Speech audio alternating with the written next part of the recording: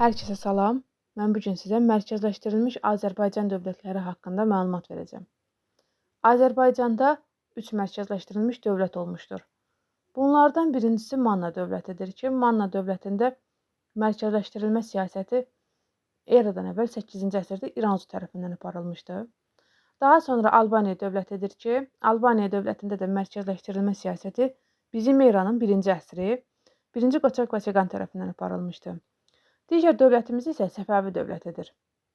Səfəvi dövlətində mərkəzləşdirilmə siyasəti Şah İsmayılın dövründən başlanır. Ancaq bu siyasət 1551-ci ildə Şəki hakimliyinin 1-ci Təhmasib tərəfindən Səfəvilər dövlətinə birləşdirilməsi ilə başa çatır. Həmçinin də Səfəvi yeganə Azərbaycan dövlətidir ki, həm mərkəzləşdirilmiş, həmçinin də vahid dövlət olmuşdur. Sual verə bilərsiniz ki, bəs Hülaki dövləti? Axı Hülaki dövlət də mərkəzləşdirilmiş dövlət idi. Bəli, Hülaki dövlət də mərkəzləşdirilmiş dövlət idi. Ancaq Hülaki dövləti Azərbaycan dövləti deyildi. Azərbaycan ərazisində yaradılmış Monqol dövləti idi. Monqol 5-ci ulusu idi. Ona görə də biz onu Azərbaycan dövləti kimi götürə bilmərik. Mövzumuz bura qədər. Çox sağ olun dinlədiyiniz üçün. Təşəkkür edirəm.